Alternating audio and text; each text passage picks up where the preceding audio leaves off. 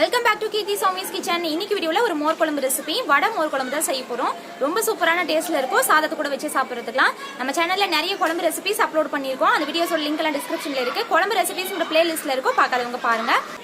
இப்போ வாங்க இந்த டேஸ்டியான வடை மோர் குழம்பு எப்படி செய்யறதுன்னு பார்க்கலாம். குயிக்கா ஒரு 3 மினிட்ஸ்ல செஞ்சிடலாம். வீடியோவை ஸ்கிப் பண்ணாம பாருங்க. KeerthiSowmis கிச்சனை ஃபர்ஸ்ட் டைம் பாக்குறீங்கன்னா சப்ஸ்கிரைப் பண்ணிட்டு பெல் ஐகான்ல ஆல் கொடுத்துக்கோங்க. இந்த வீடியோ பிடிச்சிருந்துச்சுன்னா லைக் ஷேர் அண்ட் கமெண்ட் பண்ணுங்க. இப்போ வாங்க வீடியோக்குள்ள போலாம். ஃபர்ஸ்ட் மோர் குழம்புக்கு வடை செஞ்சுக்கலாம்.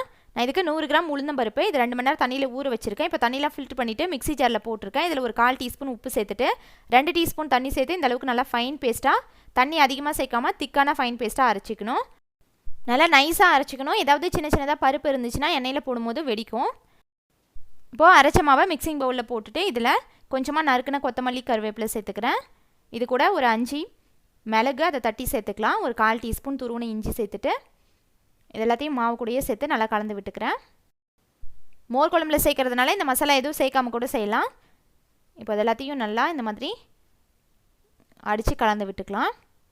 இப்போ ஸ்டவ் ஆன் பண்ணி வானலில் எண்ணெய் வச்சுருக்கேன். எண்ணெய் நல்லா சூடானதுக்கப்புறமா லைட்டாக கையை தண்ணியில் நனைச்சிட்டு கொஞ்சமாக மாவு எடுத்து இந்த மாதிரி பால் சைஸுக்கு உருண்டை பண்ணிக்கணும்.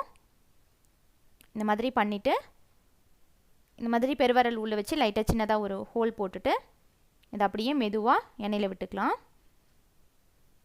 இதே மாதிரி எல்லா வடையும் போட்டுக்கலாம். நான் கொஞ்சம் சின்ன சின்ன வடையாக தான் போடுறேன். குழம்புல போடுறதுனால சீக்கிரமாகவும் வெந்துடும். அதனால் கொஞ்சம் குட்டி குட்டி வடையாகவே போட்டுக்கலாம்.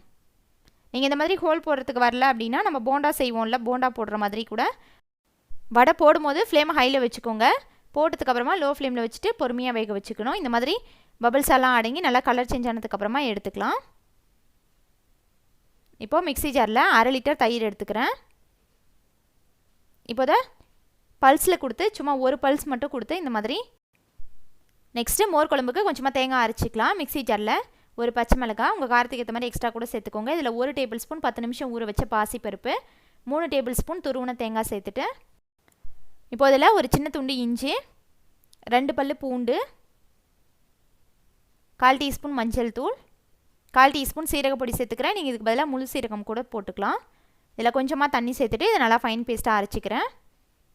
இந்த மாதிரி அரைச்சி எடுத்து வச்சுக்கலாம். இப்போது மோர் குழம்பு தாளிச்சிக்கிறேன். ஸ்டவ் ஆன் பண்ணி வானல் வச்சுருக்கேன். இதில் 2 டீஸ்பூன் தேங்காய் எண்ணெய் விட்டுக்கிறேன். தேங்காய் எண்ணெயில் தாளிச்சோன்னா டேஸ்ட் ரொம்ப நல்லாயிருக்கும், வாசனையும் நல்லாயிருக்கும். இப்போ இதில் 1/2 டீஸ்பூன் கடுகு, 1/2 டீஸ்பூன் உளுந்து, 1/4 டீஸ்பூன் சீரகம் சேர்த்துட்டு இது எண்ணெயிலே லைட்டாக வறுத்துக்கலாம். கடுகு வெடிச்சதுக்கப்புறமா இதில் 2 வரமிளகாய், கொஞ்சமாக கட் பண்ண கருவேப்பிலை தலை, ஒரு 1/4 டீஸ்பூன் பெருங்காய பொடி சேர்த்துக்கிறேன்.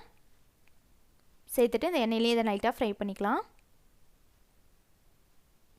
இப்போ இதில் நம்ம அரைச்சி வச்சுருக்க தேங்காய் பேஸ்ட்டு சேர்த்துட்டு இதனால் மிக்ஸ் பண்ணி விட்டுக்கிறேன்.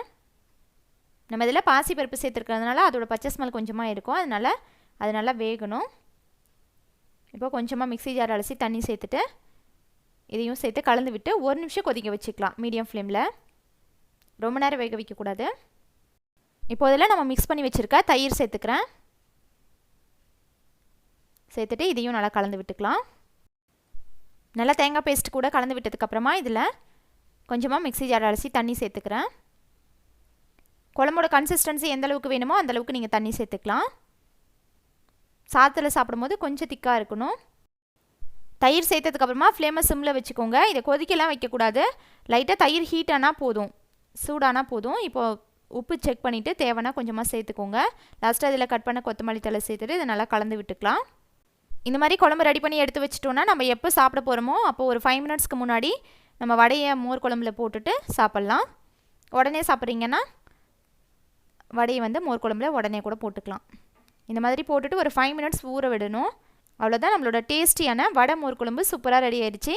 ரொம்ப சூப்பரான டேஸ்ட்டில் இருக்கும். கண்டிப்பாக நீங்களும் ட்ரை பண்ணிவிட்டு ஃபீட்பேக் கமெண்ட்ஸில் சொல்லுங்கள். இந்த வீடியோ பிடிச்சிருந்துச்சுன்னா லைக் பண்ணுங்கள், ஷேர் பண்ணுங்கள். KeerthiSowmis கிச்சனை சப்ஸ்கிரைப் பண்ணுங்கள். தேங்க்ஸ் ஃபார் வாட்சிங்.